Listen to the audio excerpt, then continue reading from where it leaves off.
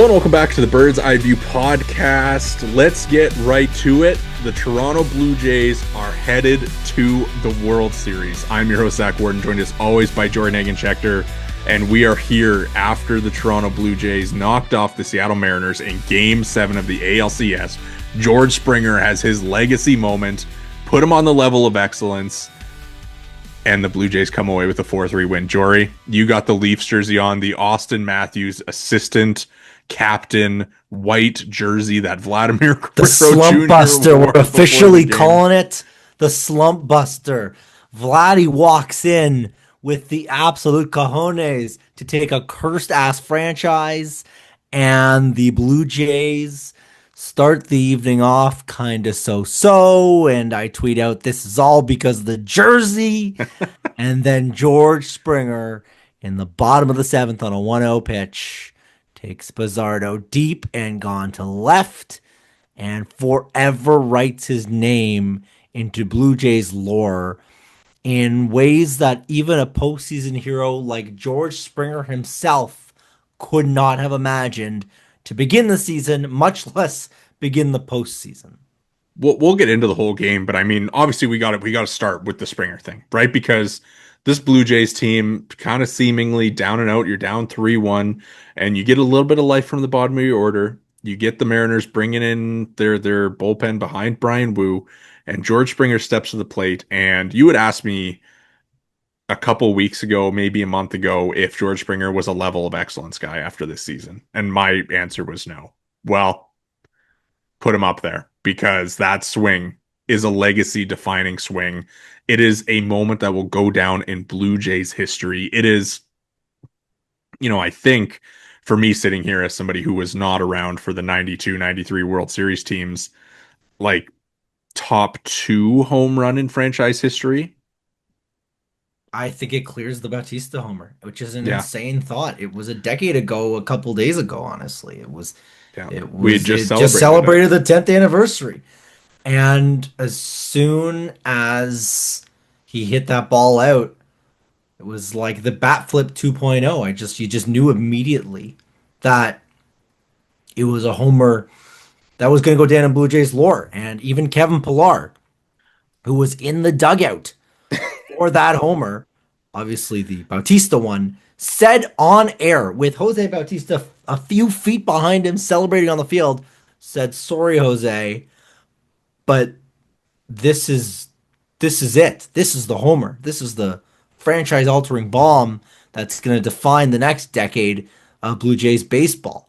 And to have it be George Springer, just a postseason hero upon postseason hero, to have it come in the bottom of the 7th inning, just like it happened with the Joey Bats homer, and to have Bizzardo come in instead of Munoz, just like the Zach Britton no-show when Edwin goes off of Ubaldo Jimenez. It's like this coalescence of every part of Blue Jays history, and the end result is, and I actually cannot believe these words are coming out of my mouth, the Toronto Blue Jays are going to the 2025 World Series. Would you have believed yourself? Would you have believed? I don't think I would have, if when we were recording our season preview extravaganza and I was busy cropping out Anthony Santander's cutout because we hadn't seen him in game action yet.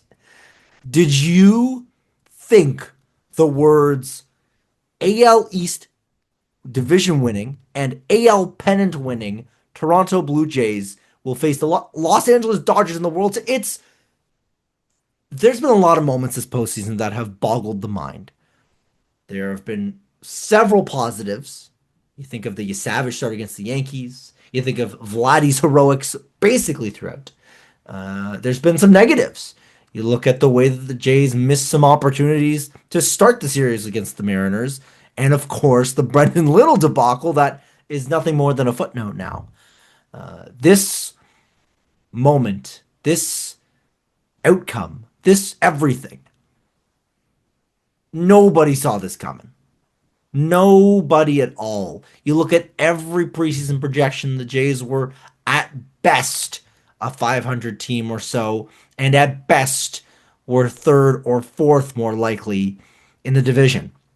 A division winning team, and now a pennant winning team, and the chance for the first time in 33 or 32 years to be a World Series winning team. How about them apples? I would not have believed you if you told me that back when we were recording our season preview podcast. And if you had told me that the Toronto Blue Jays would beat the Seattle Mariners in Game 7 of the American League Championship Series with their lineup being George Springer, Nathan Lucas, Vladimir Guerrero Jr., Alejandro Kirk, Dalton Varsho, Ernie Clement, Addison Barger, Isaiah Kiner Falefa, and Andres Jimenez, I would have called you insane. Think of where some of those guys were to start the year. Yeah. Springer was a fringe DFA candidate. We had talked about him potentially getting Jose Abreu after his spring.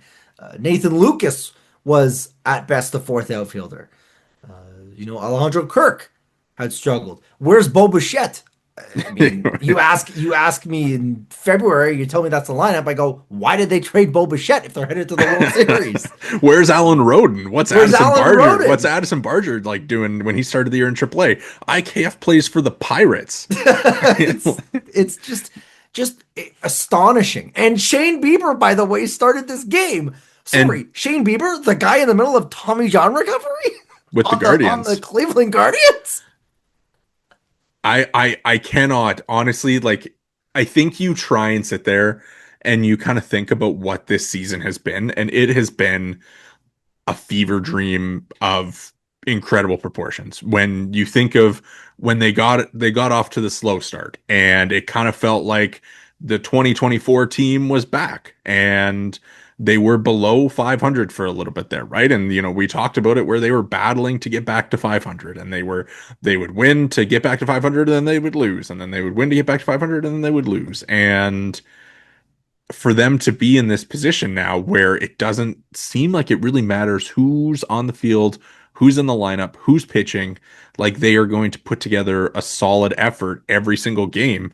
And like, just even, as they go throughout this game, you're kind of sitting there and you're like, you know, they're making some decent contact off Kirby, but not really getting the results. Kirby seemed like he settled a little bit. Then they go to Wu, and Wu looked pretty good, but they didn't. That you couldn't stick with him forever. And even I texted you. I was like, well, they got to get to their bullpen here, and lo and behold, they get to Edward Bizardo, and George Springer changes the franchise with one swing to put them back in the World Series. And just it goes Shane Bieber struggles, doesn't look great. The breaking stuff was not getting any swing and miss. The Mariners were just attacking him in the zone. Leadoff double to Julio. Julio hits the home run later, and then they go to Louis Varland, and Varland, comes in and gives up the homer to Cal Raleigh, and you're kind of sitting there thinking, well, it's over. You're thinking it's done. Like they done and dusted. They couldn't really best or anything. And Hoffman having thrown so many pitches the day before, you're kind of like, well, why is Seranthony Dominguez coming in the what would have it been? He came in the sixth inning, and you're like, oh, this maybe feels a little bit early. They still got 3 more innings, but nope. Kevin Gausman and Chris Bassett are coming out of the bullpen. Chris Bassett is throwing 95, and then they turn it over to Jeff Hoffman, who has probably his best outing as a Blue Jay. Like the last 2 days for him, I mean. Like, dude is racking up punch outs like crazy. It's like, again, it was like it was April or May, and he's doing it without the 98 mile per hour fastball. So, I mean, just like what an incredible story this team is. And like, it's been so amazing to watch, like the way that this group of players that were not all stars, right? Like, this isn't the Los Angeles Dodgers. It's not the New York Mets. It's not even the Seattle Mariners to a certain extent, right? Like, man, I was Ubering home from the stadium, and my Uber driver, he's like, yeah, I think the Mariners had a better team. And I'm like, well, wrong? I mean, like when you look at probably the names on paper, like, you've got an MVP, either winner or runner up. Yeah. You've got one of the great second half players of his generation. I would You've just got give Julio credit for being like one of the best players in baseball right now. for sure. You've got Gino Suarez, who was amongst the Hit league leaders in 50 home runs this homers. year.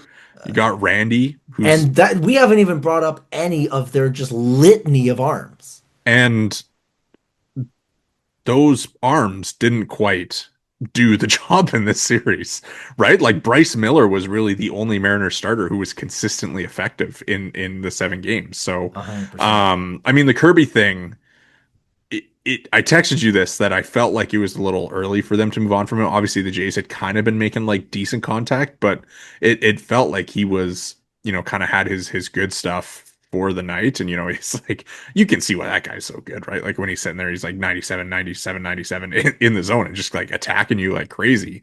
Um, That's a team that's gonna at that's some like, point break through with that well, rotation.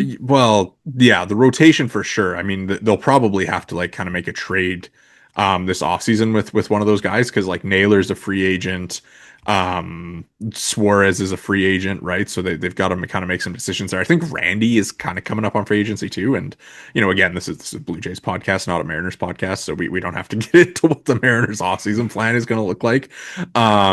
But yeah, like, I mean, that's just a really, really solid team over there. And, um, what a series overall, like just the amount of swings and for the Blue Jays to go down 2-0 with those 2 losses at home, like it was essentially a death sentence, right? They become the first team since the Arizona Diamondbacks to erase a 2-0 deficit in 2023. But that doesn't even do it justice because it's only happened. This was the sixth time ever, and it happened twice in '85. Uh, don't know exactly when in the '90s. Then, of course, you've got the Red Sox clawing back from. Actually, you know what? I don't even know if it was in the So '90s. so It here was is the full list of teams to rally from an 0-2 deficit in a best of 7 series after losing the first 2 games at home. The 2025 Toronto Blue Jays, the 1996 New York Yankees, the 1986 New York Mets, and the 1985 Kansas City Royals. against the Blue Jays. That was actually in the World Series against the Cardinals Oh, I'm mistaken. because the Blue Jays went up 3-0 in that. Or They went up 2-0, but yeah, it must have been a different they were situation. they were at You home. know what? Just the comeback kids, man, today, and they tie the Dodgers again. 52, I think, is the number now. Comeback wins, regular and postseason combined, tied with the Dodgers. Just an absolute never say die. We've gotten a little far from it. I want to go back a tiny bit to the Jeff Hoffman thing for another little fun little in the stars, fun little parallel. The 2015 team, Jeff Hoffman gets traded for Troy Tulowitzki, and that team isn't able to get over the hump in the ALCS. Then 10 years later, Jeff Hoffman makes his way back to the Blue Jays and is the pitcher that shuts down the Mariners to get the Jays over the hump to the World Series. Yeah, I mean, we kind of went away from like doing the 3 stars of each playoff game. Like we did that in the DS, but not really in the CS. But I mean, like this one, obviously Springer, the swing, huge difference. Like everything with the knee, the injuries that he's been battling through, for him to have that moment, incredible. Hoffman really, really steps up in this game too. Like he's one base runner away from having to face Cal Raleigh in the 9th inning with a 1-run lead. And he And the way goes he gets it punch out, done punch out, too. punch out. Like It's sliders too, and just makes J yeah. Rod look foolish and just dicing up the bottom of the Mariners lineup. Who, by the way, what a story, what a difference it makes for the Jays. Just the 1 through 9 again, Yeah. as it had been throughout the So year. And the that's what talk I was was get. That's what I was gonna say is so the Springer homer doesn't happen if the bottom of the Blue Jays order doesn't step up, right? Like Brian Wu in the 7th inning, he had been rolling a little bit. Addison Barger works a leadoff walk, right? Jimenez, or sorry, not Jimenez. IKF comes up with a big single. Like IKF being a guy who has like been forced into full-time playing time for this team is insane. But for him to end up in this spot where, he comes up with a huge single and, allows Springer to come up as the winning run. Jimenez bunts them over. Obviously, it doesn't really matter in the end because Springer just homers anyway. But Like just again, like just the amount of contributions that they get from up and down their lineup. I mean, like It's it's it's it's it's it's insane. astonishing. It's astonishing. And it's just the way the Jays operated all year. And the talk was, oh, you're gonna need your stars to be hitting bombs. And the Jays have just found a way to get to this point. What more can you really say? It's been such an absolute roller coaster. Back in that 2024 season, I spent all that time making that Ride in the Blue Jays roller coaster thumbnail. And I mean, you want to talk a roller coaster? The last month or so of basically Blue Jays baseball as an entity has been nothing if not enormous highs and just earth-shattering lows. And the way that on the whole the team itself is really just kind of stuck to a day by day mentality and maintain the ability to just go out there and give her. And because they just didn't get too high, didn't get too low, I think that's a huge part of why they found themselves in this spot, not consumed by the leverage of the situation. And ultimately, Springer goes up there as a grizzled playoff vet, one of the all time leaders in terms of postseason home runs, and adds another tick to his tally of historic proportions. Yeah. One thing I wanted to ask you was, obviously Vladimir Guerrero Jr. wins ALCS MVP. Like very, very well deserved. I think it was the fourth highest OPS in an ALCS ever. So a little peek behind the curtain. So I'm writing the story for sportsnet.ca about who wins the alert for sportsnet.ca about who's going to win this award. And so I'm kind of like sitting there, I'm like, I'm prepping it and I'm like, well, is it going to be George Springer or is it going to be Vladimir Guerrero Jr.? Because like Springer, obviously the series as a whole, not on Vlad's level, but Game his seven swing is. in Game 7 wins it. Were you expecting it to be Springer or were you I expecting it to be was. Vlad? I honest to goodness was. I mean, it made sense that it was Vladdy, and I don't think that it's lost that Vlad had a historic series and has had a historic postseason. Um, you know, it, it it could have been either. It really could have. And I think for Springer, Springer listen, actually, like overall for the series, he was 8 for 29, three doubles, three homers, seven like RBIs, he still a raked. 1054 OPS. He And like, still had a huge series, yeah, yeah. especially after a slow start too. Don't forget. Yeah, and like battling through the knee stuff and everything, and I mean, obviously Vlad, like the 1330 OPS is crazy. Just both of Um, them have just what a 1-2 punch. only one player in 2025 had a higher league championship series OPS than Vladdy, um, and that is Mr. Shohei Ohtani, who had two hits in the first three games of that series. But Yeah, and proceeded to put together the greatest game of baseball maybe ever played. we don't have to really get into him at this point though. We'll obviously have We'll get a into him plenty in the a next. larger um World Series preview coming where we'll kind of discuss the Dodgers, but man, I think, like just to, have two guys like that you could certainly make the case for Springer and Vlad who could have been the MVPs is really cool. And I think you want to talk like post game celebration and stuff. I mean, for me being in the building, where I was sitting in the auxiliary press box, I didn't really like have a good vantage point of the celebration, and the crowd was just so loud that I couldn't even hear like what any of them were saying.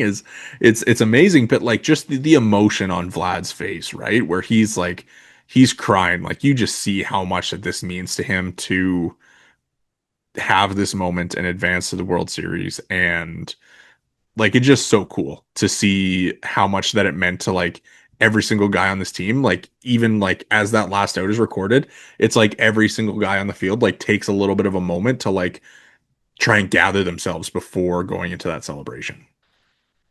They mentioned it on the broadcast, and it really felt like this was Vladdy stepping out of his dad's shadow and just blossoming into his own Herculean figure in not even Blue Jays lore, but baseball lore. Now, I'm going to make a real ass out of myself here. Vladdy Sr., did he win a World Series? I think he, No. no. No, because that's the big thing, right? Vlad, he says, my dad never won a World Series, so I want to do it for him. Because Or they made the World Series in '02, but they he lost. Correct? He yeah, wouldn't. No, he wouldn't. No, he wouldn't have been he with the wasn't Angels on then. that team. He wasn't on the Angels at He that point. No, signed he there in still would have been. 2004. Yeah, he was there a couple of years later. So he never won a World Series. So I mean, you want to talk about creating a legacy for your family Yeah. with your dad being a Hall of Famer. Wow. Vlad Guerrero Jr. in 2002 was still in the Expos, and he had a 7.1 win season. Um, Vladdy's still getting there. Vladdy's still working his way there. yeah. I think that Vlad Jr. would certainly trade a World Series title for that individual type of season. But I mean, yeah, like just so cool. I think the emotion and like the celebration. I mean, maybe they didn't go quite as hard as they did after the Yankees won because the Yankees won. Well, you said this to me kind of before we hit the record button. That Yankee celebration was, I think it was a little extra special for them, just a bit of an F the Yankees. The rivalry isn't quite there with the Mariners because it's the Yankees and But it's even like there's history here, right? Like the Mariners beat them yeah, in yeah. 2022.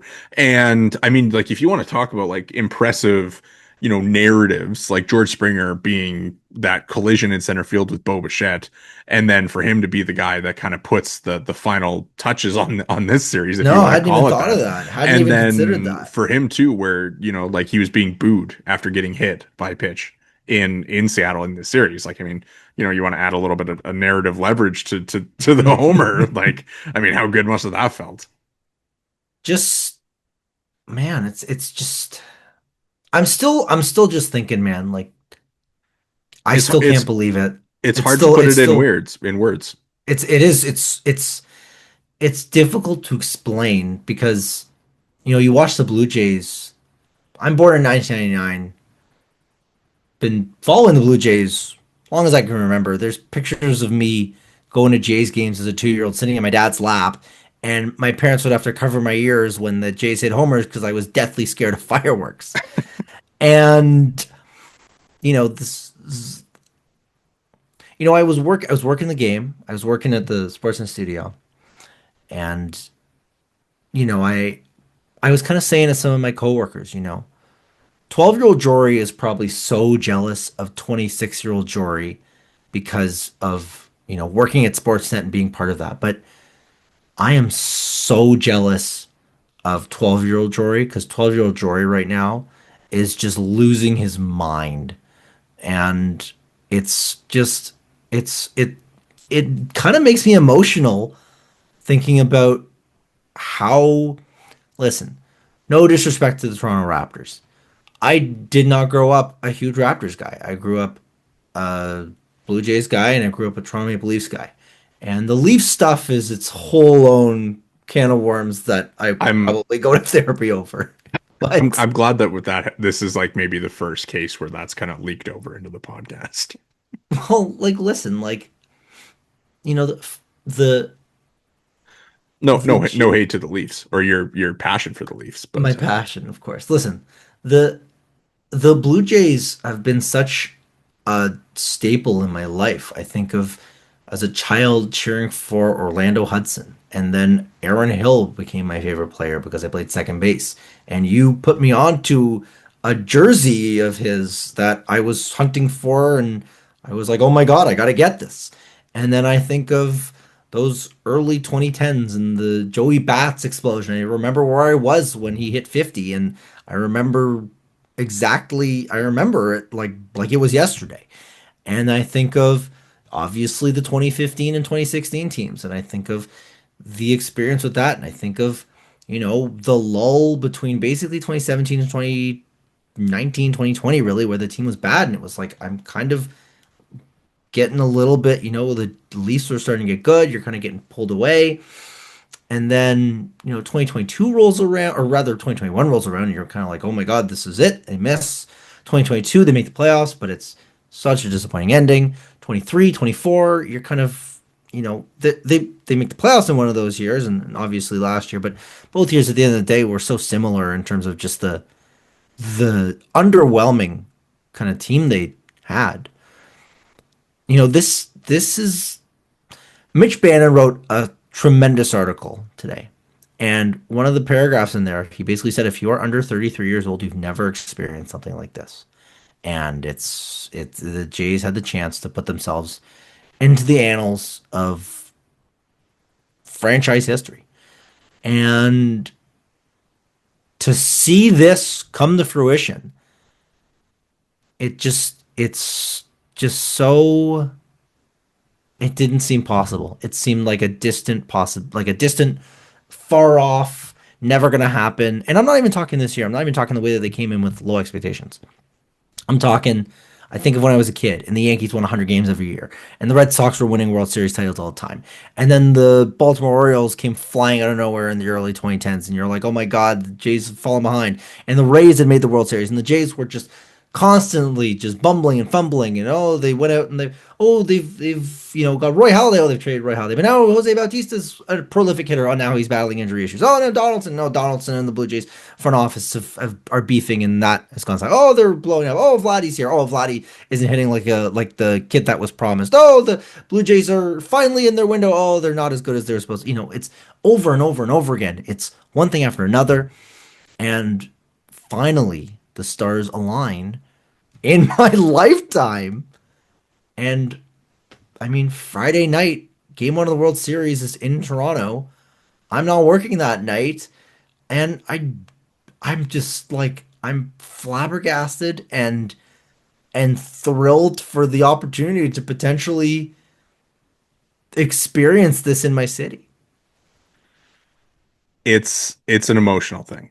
And I think, part of it is not taking it for granted because as, you just put so eloquently, you don't know when it's going to come around again, right? This team next year, they have so many changes upcoming, right? Like there's a lot of guys who are hitting free agency. There's never the promise of a 37-year-old George Springer repeating this, right? Like it is an incredible, incredible thing. And I think of just the scenes outside of the stadium after the game, right? And like I'm walking out of the stadium having finished work at 2:45 in the morning and there's fireworks going off. Like how often do you walk somewhere at 2:45 in the morning and see fireworks? Like it's really incredible. And I think in baseball where it does seem to be a lot of teams like frequently returning to the World Series. And that's kind of untrue to a certain extent, but at the same time, like in recent history, it's the Red Sox, it's the Yankees, it's the Astros, it's Cleveland has been in the championship series a lot. It's a lot of, the same franchises who have kind of been able to sustain success and find their way back into these positions over and over again. And for the Blue Jays, where you go from 1992, 93. And like you said, there's an entire generation of Jays fans that haven't experienced a championship series win, right? And of course, I mean, on the other side of that is this Mariners team that's never been to a World Series. But, I think that, you know, as far as like enjoying things as fans, like you have to enjoy this and it's going to be so exciting to get to watch a World Series in Toronto and get to have the entire baseball world focused on this Blue Jays team I mean, against the Dodgers. I was about to say, you look through Twitter, and every player with any tangential connection to the franchise has come out in support. Josh Donaldson Yeah. was celebrating on Twitter. Roger Clemens, left on bad terms, was celebrating on Twitter. Travis Snyder was out there celebrating on Twitter. Anyone with any tangential connection, anyone here, there, and everywhere, and all eyes are on the Toronto Blue Jays right now. It's such a foreign feeling. 2015 had this kind of feel to it, but not like this. This is Well, different. I mean, They're they going to the advanced. World Series. But you know what's funny is that like I mean those 2015, 2016 teams, right? Like that is a stacked lineup, right? Like you're talking Joey Bats, you're talking Edwin, you're talking Donaldson, you're talking Russell Martin. This is that's kind of like the all-star cast, right? And I don't want to disrespect the guys on the Blue Jays roster because they certainly have, I mean, we said it earlier. This lineup yeah, is exactly. not the Like lineup you would think. that's kind of what I'm, like trying to get at is like obviously you have the George Springers, the Max Scherzers, the Vladimir Guerrero Jr.'s, Bo Bichette, Kevin Gausman. Like these are like high paid guys who have the pedigree. But baseball being such a team sport, like what incredible stories that this team has up and down. Nathan Lucas after the game where he's talking with Caleb Joseph and Kevin Pillar talking about how he was so close to quitting baseball, and now he's the Blue Jays two-hole hitter, and he's got an OPS north of 790 in these playoffs. And Alejandro Kirk, like that's a guy that the Blue Jays plucked out of Mexico, and like he's turned into one of the best catchers in They were baseball. And literally scouting a different guy, is the yeah, story. and like IKF too, like I think I maybe overplay the IKF stuff, but like I mean it's a guy who he's like gets banished from the Yankees and then he signs with the Blue Jays and they trade him away because they're doing so bad and they bring him back and all of a sudden he's playing a huge part in this team playing every day. Andres Gimenez, the Guardians dumped him. Miles Straw, the Guardians dumped him. Addison Barger is a guy who like grinds his way up in the minor leagues. David Schneider in the same boat.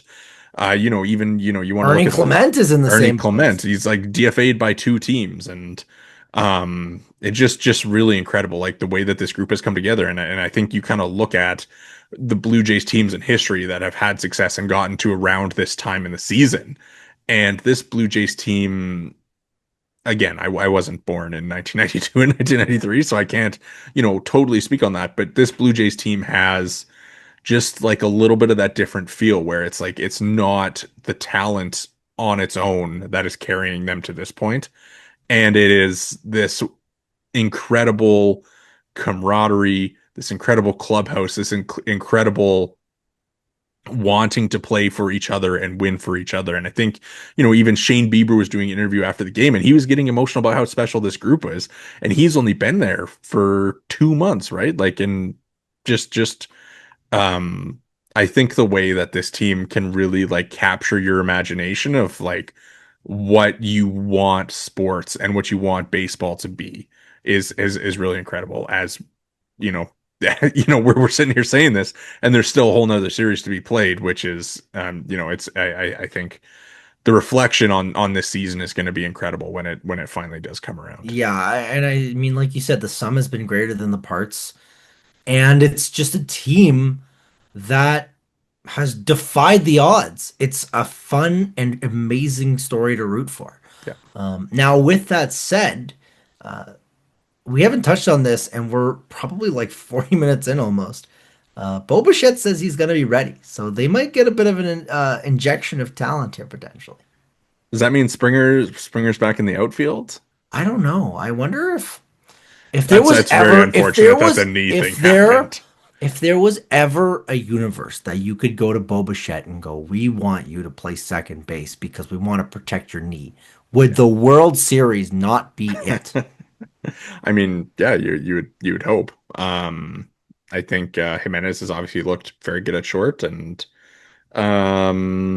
yeah, like I guess you could do the Springer in right field, or I guess they have him play left more frequently. But you put Springer in the outfield, you put Barger at third, Clement at second, and then you DH Bo. But obviously, I guess it'll kind of maybe be a competition between George and Bo to see whose knee is feeling worse on any particular day. But yeah, no, I think him coming out and making that declaration very important, and I would certainly expect to see him in the lineup for game one on Friday. Yeah, if not in the lineup for game one, He'll be on the roster. sooner than later, 100% on the roster. Yeah. Crazy to think because you remember that IKF had that quote just after the injury where he basically goes, yeah, hopefully we last long enough for him to be able to play. Well, they And did. They have. against all odds, like, holy bleep, they did it. Yeah, really, really incredible too. Like, I mean, you think about, I enter the series being like, well, the Mariners got this great pitching staff, and you're like, well, it's going to be, like there's times in the series where you're really missing Bo Bichette, and now all of a sudden it's kind of like, well, now you got Bo Bichette back, and you're going up against a starting pitching staff that's maybe even a little bit more intimidating in the Dodgers, but I don't think there's anybody even in the Dodgers universe. This is literally $1 billion pitching staff.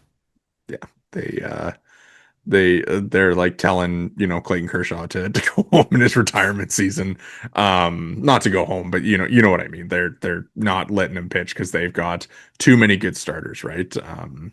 Again, we'll have a way more comprehensive preview of the series as things kind of get closer to, but um man, what a night, what a win. I again am having trouble like putting it into words, contextualizing it. It's just been an insane night, an insane series, and for them to, stay true to who they are throughout has been really impressive. They go down 2-0, they bounce back and win two straight. They choke away a game 5 and come home down 3-2, and they respond, get themselves off the mat, win two more, and they're headed on to the World Series. And they've been the best team in the American League for a large portion of the season, and they officially claimed that title here tonight. Rubber stamped it. Just incredible. Just incredible. I'll give you the last word before we head off for the night. As I said, we will be back for a World Series preview, and maybe another episode or two kind of before things officially get back underway on Friday night. But yeah, we'll have that preview, and we'll be back for World Series reaction pods. Very exciting, Jory. Last word to you. This whole run has been a grind, and I can't wait to do at least 4 more. Jays in 6. We'll see. There'll be time for that. But Jory, thank you for staying up into not even the wee hours of the morning anymore. We are way past that. But thanks for staying up and recording. It's been fun. This run has been fun. And like you said, we got more to do. Jays, obviously, they said that they got more work to do. So I'm going to believe them. And that is going to do it for us here tonight at the Bird's Eye View podcast. Make sure to hit the subscribe and like buttons if you're watching on YouTube. If you're listening along on the audio provider of your choice, make sure to drop a follow and review. You can follow us all on Twitter. I am at Worden_Zach. Jory is at Jori Negin-Shecter. And the pod is at BEB_pod. Thanks so much for listening, and enjoy the ALCS victory.